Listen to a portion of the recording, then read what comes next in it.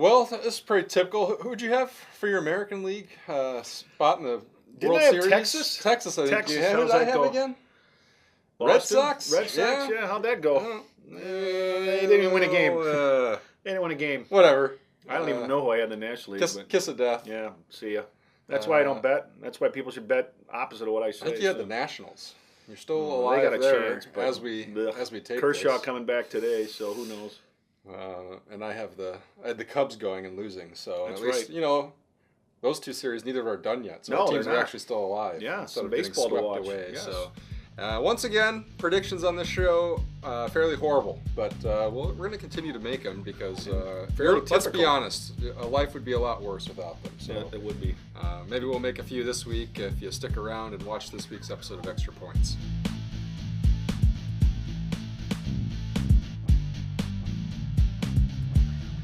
What's up, everybody? Welcome back to Extra Points. I'm Eric Schmaltz, sitting alongside John Barry, and we're just ready to... We're getting into playoff mode. We are. We got the final week of the high school football regular season upon us, Big and games. we'll get to that, Big but games. I think we should probably start with the Badgers. Because, Yes, we should. Speaking of big games. Yes, the Wisconsin football team back up into the top 10 in the rankings this week after a week off last week, and... College game day coming to Madison. Bascom again. Hill. You going up? Number 2 Ohio State coming to town. You going up? I'm going to go for the game. Okay. I don't know that I'm going to be there for game day. That's okay. That's a little.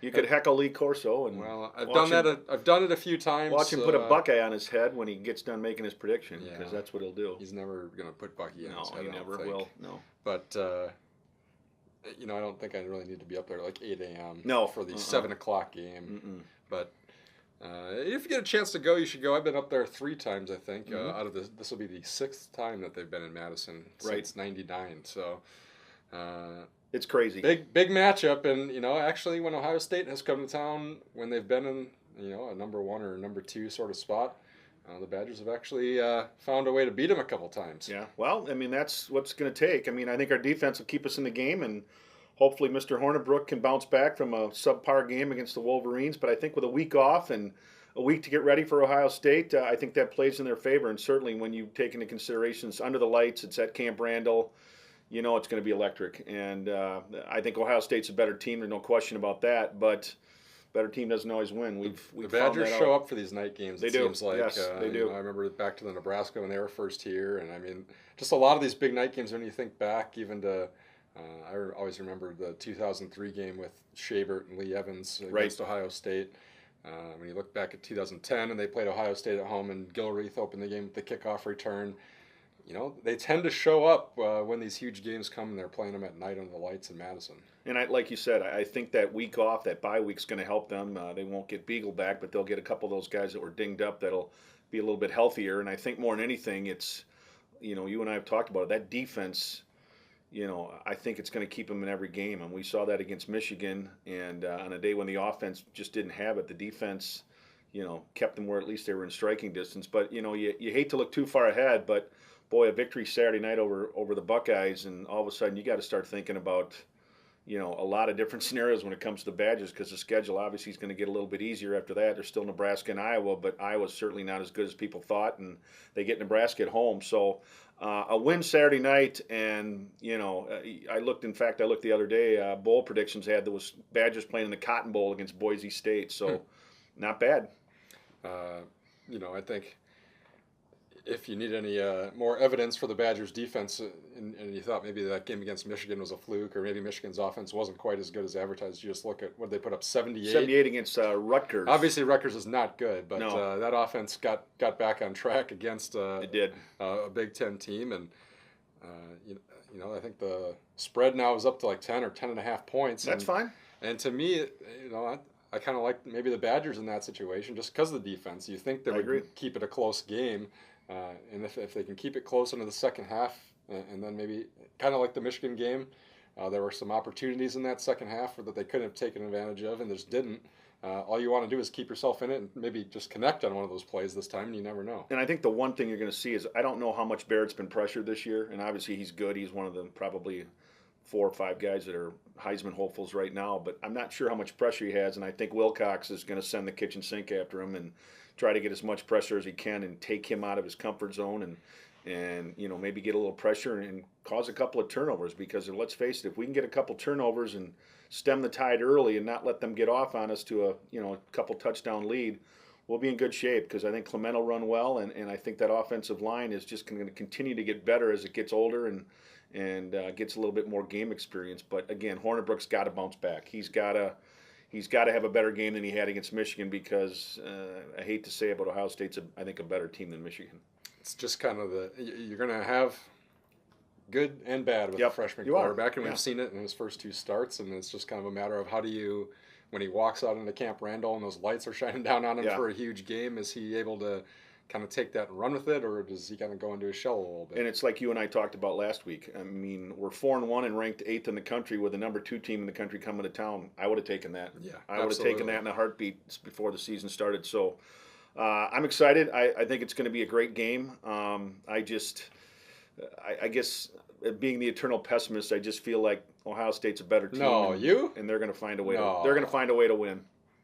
I would agree. You have to favor them in just about any game they play right now. I mean, they're a national championship contender. The only team I maybe wouldn't pick against them would be Alabama. Yeah. I can't think. I like them to beat a Michigan team. I do too. That game, Michigan State's obviously down. Season, I think the Buckeyes are going to be right there at the end. I see no reason they can't run the table in the Big Ten. Certainly win the Big Ten championship game, and then if that's the case and they're unbeaten, you're probably looking at Alabama and Ohio State in the national championship game, which that's probably the way it should be, because I think those are the 2 best teams. But a lot of stuff ahead, and boy, if the Badgers could pull it off, that would be tremendous. And like I say, I wouldn't be shocked. Either way, the night games in Madison are always something different, and the weather looks like it's going to be pretty awesome. So looking forward to Saturday. On the other college football front, should give a shout out to the Warhawks. Speaking of teams that have had tough early schedules, they survived theirs, beat Morningside, beat Platteville, beat Oshkosh in front of a huge crowd on Saturday. Biggest ever, they said, in NCAA Division III history. So they have to go up against an unbeaten lacrosse team this weekend, which sounds funny to say that it's gotten easier, but I don't think that they're quite in the same realm as Platteville or Oshkosh at this point. So. You got to think the Warhawks. But still on the road, you never know. Going on the road in the WIC is never easy. But Whitewater, I think, like you said, they've set themselves up here. They have. They put themselves where they want to be, and you get past this week, and then certainly the schedule gets easier. And they may be on a collision course again with Mount Union, but a lot of games left to play. And it was just kind of fun to be over there Saturday to see. Paul Foster and actually, Harry Henschler gets in sometimes there on defense. Yep. Mostly, I think, in the pass rush situations, they kind of send him off the edge a little bit. No, I don't blame them. They got Truin at center, so there's some local guys area that are kids, making some big impacts Marcus Hudson. on that team. Yep. So it'll be fun to just kind of keep an eye on them now that. We probably sort of think they'll coast more than they'll let us think that they right. Coach Foles will never let us know that. No, but they should be set up here for the stretch. Go Warhawks! I agree. On the high school scene, big games this week. What why don't you break? What are some of the ones we're looking for as teams either try to look to clinch spots in the WIA playoffs or clinch conference championships, things like that. I guess the one that sticks out to me right away is Badger at Waterford. Mm-hmm. Badger undefeated and trying to wrap up an undefeated season against a Waterford team that has 1 loss but has given them relatively 0 points. Those 2 teams combined have given up 86 points in 8 games. That's crazy. Waterford hasn't been scored on in the second quarter in 8 games. So what are we looking at, like a 7-6 game or what? I said 21-14 Waterford. I just think that Waterford, they kind of have Badger's number right now. I didn't realize it's been this long, but Waterford, if they win Friday night, will win the 6th straight conference championship, either outright or share. The last team to win it besides them was Delavan in 2009. So a nice run for the Wolverines. Badger certainly, is capable, and they've scored 91 points their last 2 games. So that offense is tough, but Waterford is so good defensively.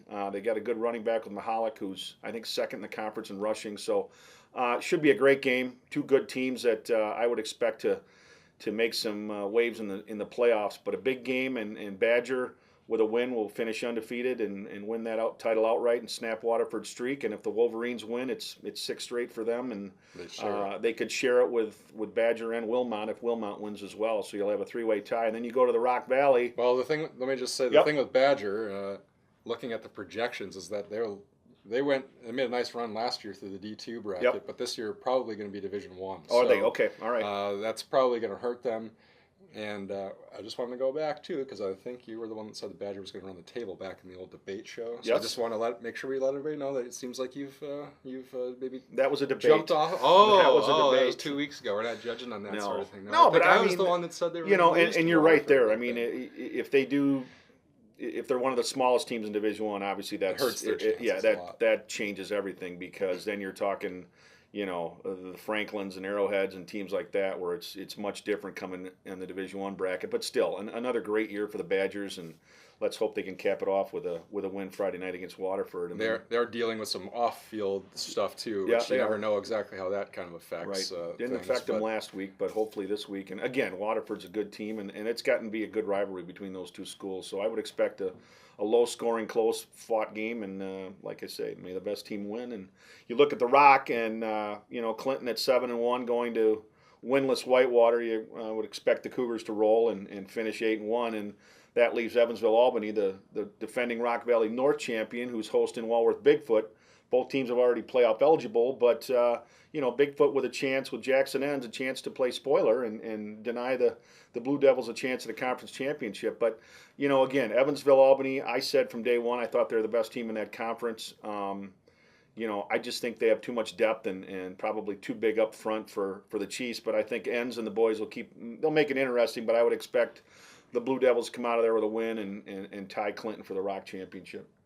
I have to, just because I accused you of flip-flopping, yes. I have to stick now with my Walworth Bigfoot pick here. Mm-hmm. So basically what it's going to take to knock them off and upset them, I think, is just a big game from Ends. And they have to not turn the ball over. In the games where they've lost or had trouble this year, the Chiefs have really had some costly turnovers. And I think if you can hang on to the ball against Evansville-Albany, you have to, or you're not going to give yourself a chance against one of the best teams. They've got to find a way. You're not going to shut him down, but you got to find a way to at least contain Brennan Banks, because he's kind of run wild the last few weeks. And big, strong kid who, he's just gotten bigger and stronger as the year's gone on, and he's been a load for teams to try to stop, and that's why he leads the Rock in rushing. And but he's not it for Evansville. Zach Milkey's had a good year for them as well. Katzenmeyer, like you and I talked about, seems to score from anywhere on the field, and a good supporting cast for Coach Grovestein. And like I say, they're primed again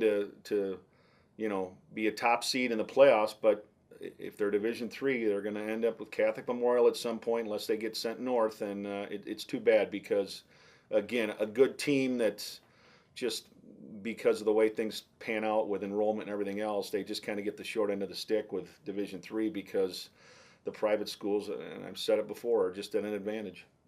Probably the other Rock game to keep an eye on is the Broadhead Judah at East Troy. The Cardinals trying to keep that streak alive of making the playoffs. Yep, looking for their 26th straight, which is a state record right now at 25. And I talked to Jim Mattias earlier today, and he said, hey, we've got to go over there with the mentality that because he thinks that even with a 4-5 record, Broadhead Judah could still get in, but obviously that's not. He goes, we don't want to back into the playoffs. We want to earn our way in, and you don't want to be sitting there Friday night wondering either. And East Troy, certainly a good team at 5-3. Should be probably a shootout, I would expect, because both teams are capable of scoring, and East Troy with Goodland, who's I think second in the Rock in rushing, big strong kid, and Mattias said we've got to be able to contain him as well, but.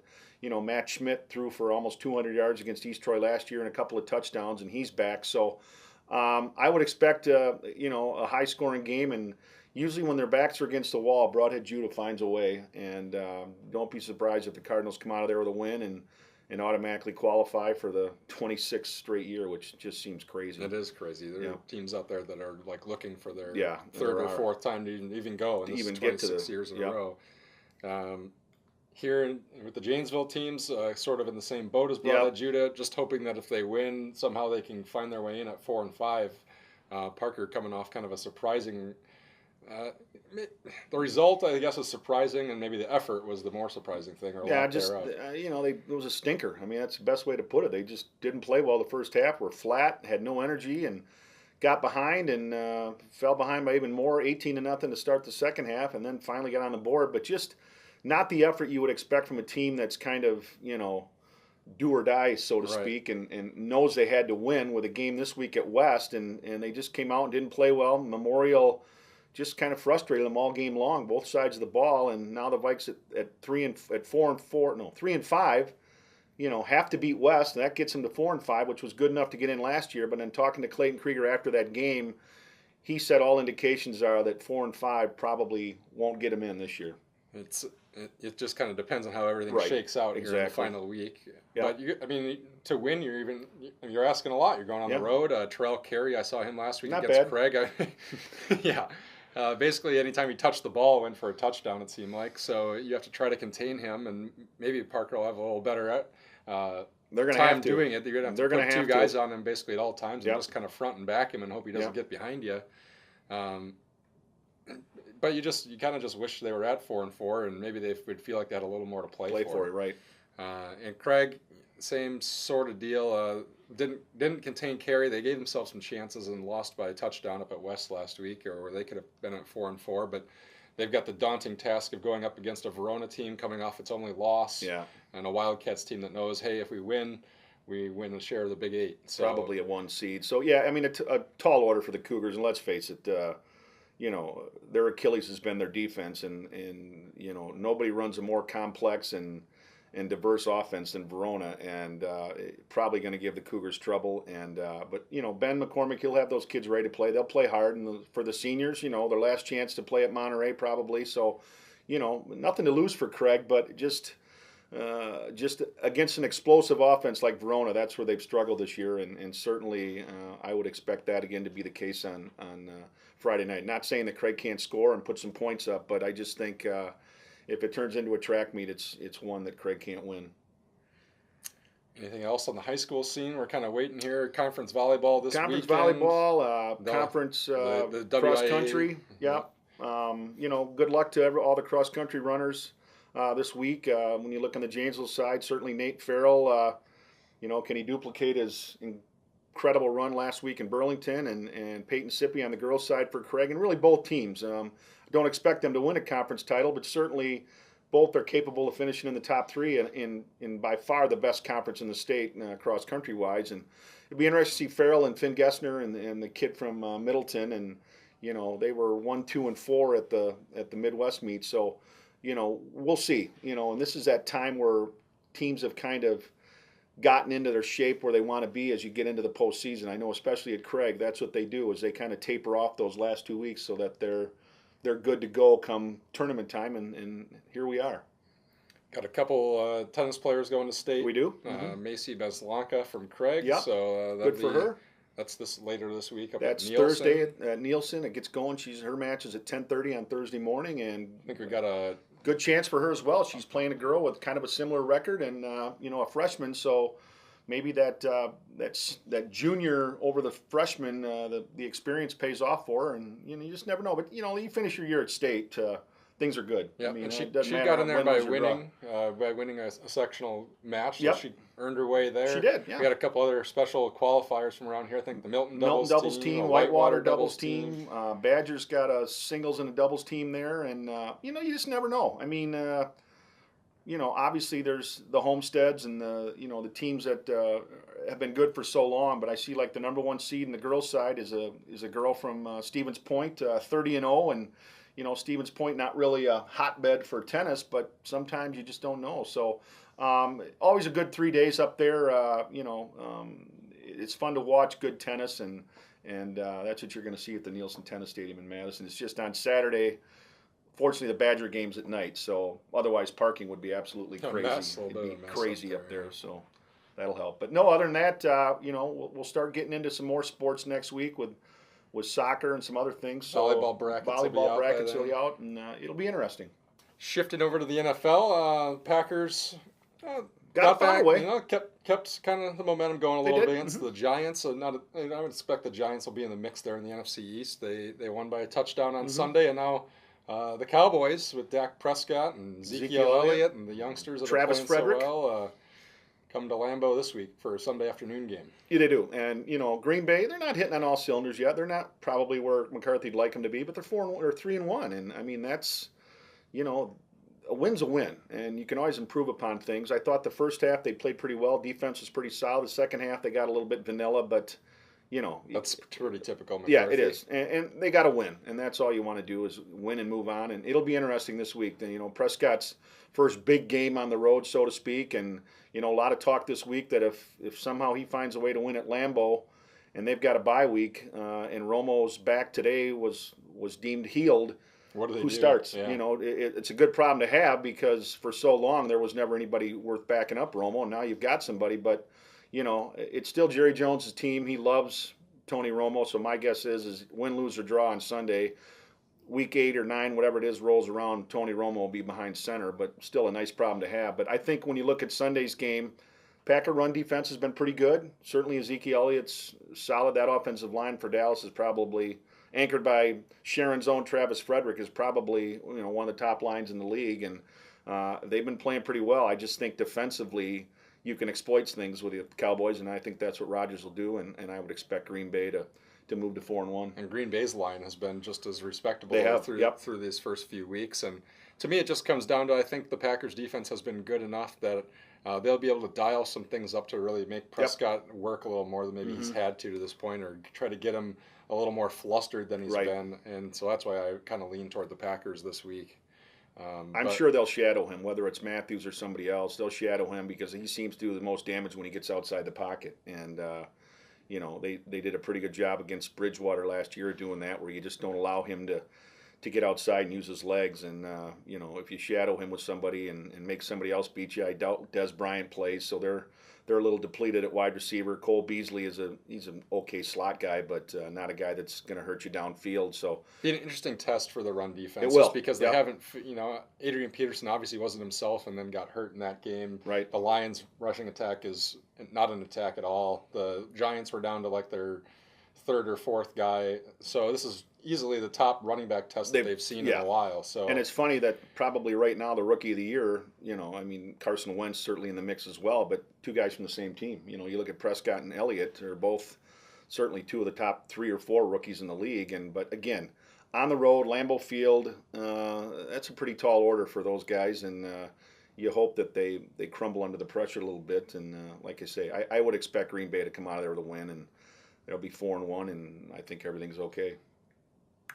Sounds good. If you have an opinion on what the Packers might do this week, or any sort of prognostications as we get set for the WIA playoffs, you can certainly send them our way, or let us know what you think of the show. sports@gazetteextra.com, or find us and leave a comment on YouTube or Twitter or iTunes, and we'll share it on the show. We'll share it. We will. Yeah, you betcha. If you feel like giving us a shout. So thanks to Angela for shooting the show this week, and Kevin McLeod for the music. And we'll be back here next week to break down who we got in the playoffs, high school football playoffs. And we'll see where the Badgers stand after the big night game on Saturday. So we'll see you back here next week. Go Bucky.